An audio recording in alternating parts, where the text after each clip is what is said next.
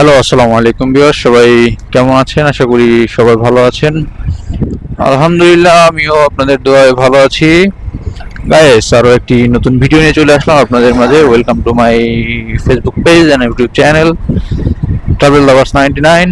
এখন আমরা যাচ্ছি একটি ভাইরাল রাস্তায়। এই রাস্তাটিকে ভাইরাল করার বিশেষ কিছু কারণ রয়েছে, কারণ এই রাস্তাটিতে সচরাচর আমাদের যাতায়াত খুবই কম, আসা হয় না বললেই চলে।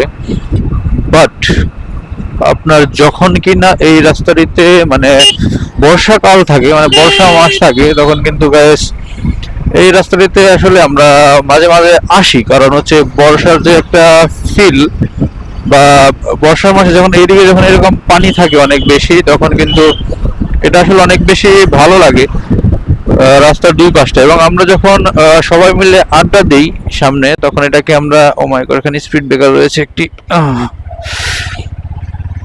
সো গাইস, যেটা বলতেছিলাম যে আমরা এই যখন চারিপাশে পানি থাকে, আপনারা দেখতে পাবেন যে এখানে আসলে অনেক খোলা জায়গা রয়েছে, যেখানে কিনা যখন রাস্তার দুই ধারে পানি থাকে তখন মাঝখানের রুটটা আসলে অনেক বেশি সুন্দর লাগে। আর এই একটি মাত্র কারণ যে আমরা এখানে ঘুরতে আসতাম এবং সবাই মিলে একটু আড্ডা দেওয়া হতো আর কি। সো এই জন্য হচ্ছে এদিকে আসা, এবং আজকে যাচ্ছি অন্য একটি ভিন্ন কারণে। তো গাইস, পুরো ভিডিওটি দেখে সাথেই থাকবেন এবং অনেক বেশি ভালোবাসা দিবেন। তো চলুন আসলে মূল কথায় ফিরে যাক। সো গাইস, আমরা এর আগে যে জায়গাটিতে বসতাম সেটিকে আমরা বলতাম মিনি আশুলিয়া, কারণ সেখানে একটা সময় আশুলিয়া ছিল, মানে এখন কিন্তু আপনারা জানেন আশুলিয়া বলতে ভাঙাচোরা সড়ক। একটা সময় ছিল যে আশুলিয়াতে সড়ক ভাঙাচোরা ঠিকই ছিল, কিন্তু রাস্তার দুই পাশে অনেক বেশি হচ্ছে কাশফুল এবং হচ্ছে অভয়ারণ্য ছিল আর কি। এরকম মানে প্রকৃতির অনেক সুন্দর ছিল আর কি। দেখো, আশুলিয়া রাস্তার মাঝখান দিয়ে হচ্ছে রাস্তাটা চলে গিয়েছে উত্তরের দিকে, এবং হচ্ছে রাস্তার দুই পাশে হচ্ছে তুরাগ নদীর পানি। তো ওই সেম ফিলটা হচ্ছে এখানে পাওয়া যেত, এই জন্য এটাকে মিনি আশুলিয়া আমরা বলে থাকতাম, বা মিনি আশুলিয়া আমরা বলতাম। সো গাইস, এখন আবারও চলে আসছি সেই রাস্তার দিকে।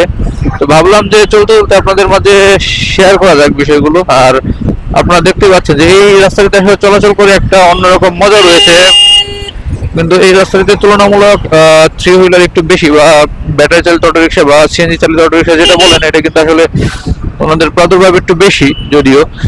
আর যারা বাইক চালাবেন তারা অবশ্যই সেফটি ফার্স্ট, চোখ কান খোলা রেখে সবকিছু দেখে শুনে তারপর হচ্ছে বাইক রাইড করবেন। আর দেখতে পাচ্ছেন যে এখানে বেশ অনেক বেশি মোড় রয়েছে, এরকম বড় ধরনের টার্নিং রয়েছে। তো এইসব টার্নিং এ আসলে খুবই সতর্কতা অবলম্বন করা উচিত, কারণ এই রাস্তাটিতে আপনার সামনে থেকে হচ্ছে এই সাভার থেকে হচ্ছে গাড়ি ঢুকে, বড় বড় গাড়ি যেগুলো রয়েছে, বা হানিফ পরিবহন বা বড় বড় বাস যেগুলো রয়েছে, এগুলো কিন্তু ঢোকে। তো ওই সমস্ত ক্ষেত্রে কিন্তু রাস্তাটি, ছোট রাস্তাটি যখন এরকম ভাবে তারা টার্নিং নেয়, তো সেই টার্নিংটা কিন্তু আসলে অনেকটাই ডেঞ্জারাস হয়ে যায় আমাদের জন্য। যখন যদি আমরা একটু ভুল করে থাকি তাহলে কিন্তু আসলে সেটার পরিণতি খুবই ভয়ঙ্কর হতে পারে। দেখেন গাইস, আর এই রাস্তাটিতে আসলে টানাটানি করা যায়, বাট আমি এই রাস্তাতে আসলে টানাটানি ওইভাবে টানাটানি না করাটাই বেটার। বাট আমি আপনাদেরকে দেখাচ্ছি এখন হর্নেট 2.0 বা হর্নেট 2.0 যে মজা বা যে ফিলটা, ও মাই গড, দেখেন অ্যাক্সেলারেশন,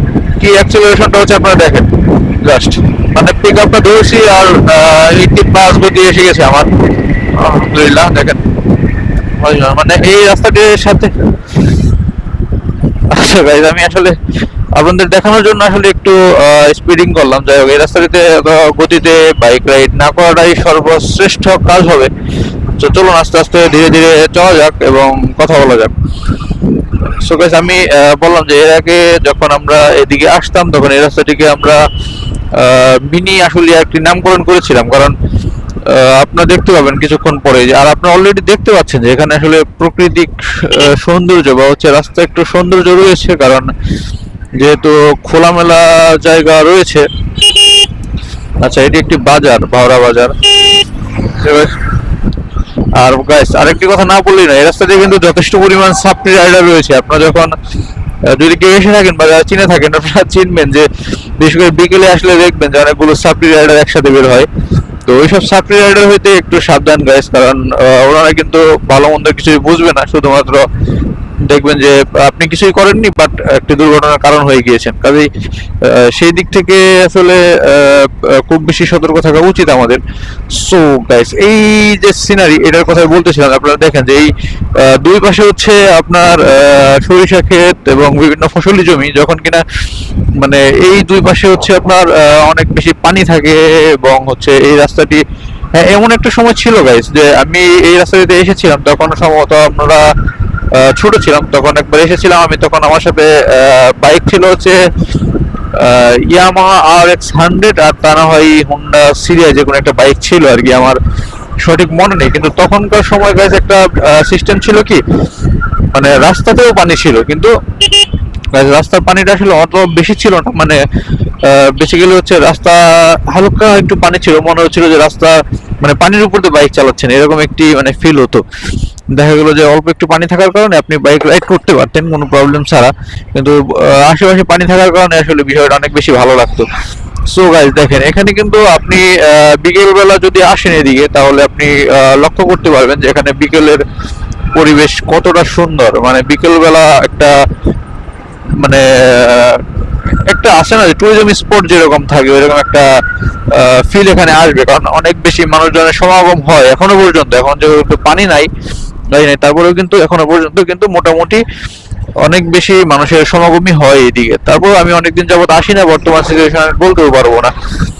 সো গাইস দেখেন, এই পাশে রাস্তার দুই পাশে হচ্ছে গাছ, বিভিন্ন ধরনের গাছ বা অনেক ফল গাছও রয়েছে, এবং দেখতে পাচ্ছেন যে আশেপাশের প্রকৃতি, বা এখানে পুকুর দেখতে পাচ্ছি, এখানে কিন্তু আসলে মাছ টাছ চাষ হয়, আমি আগে দেখেছি আর কি।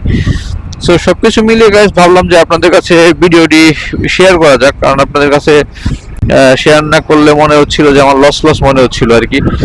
সো গাইস, এইসব রাস্তাতে বাইক রাইডিং এর ক্ষেত্রে অবশ্যই কিন্তু একটা জিনিস মাথায় রাখতে হবে, সেটি হচ্ছে ওভার স্পিডিং কখনোই কোনোভাবেই করা যাবে না, এবং অবশ্যই আপনার ব্যাক মিরর বা লুকিং গ্লাসের দিকে 100% ফলো আপ করে বাইক চালাতে হবে। কারণ এখানে আমি বললাম না, প্রথমেই বলেছি যে এই রাস্তাতে অনেকগুলো ছাত্রী রাইডার রয়েছে, যারা কিন্তু আপনার কিছুই বুঝবে না, আপনার সিচুয়েশন সে আন্দাজ করতে পারবে না, কিন্তু সে হুটহাট করে ঢুকিয়ে দিয়ে দেখবেন যে দুর্ঘটনা ঘটে গেছে এবং আপনি হচ্ছে ভিকটিম হয়ে গেছেন। তো এই ধরনের পরিস্থিতি আমাদের কাম্য নয়। তো এই পরিস্থিতিগুলো থেকে আমরা আসলে এই শিক্ষা নেব, এবং হচ্ছে এই পরিস্থিতিগুলোকে এড়িয়ে চলার চেষ্টা করবো। কারণ আচ্ছা গাইস, চলুন, এখানে স্পিড ব্রেকার রয়েছে, হেঁটে যেতে তো বাজারে একটি স্পিড ব্রেকার রয়েছে, আর থাকবে, এটাই স্বাভাবিক।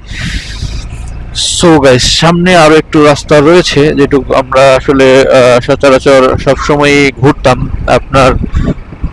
আপনারা যারা এই রাস্তাটিতে রেগুলার চলাচল করে থাকেন, তারা চিনে থাকবেন। মানে এই রাস্তাটি হচ্ছে একদম মির্জাপুর থেকে সোজা একদম সাটুরের দিকে চলে গিয়েছে।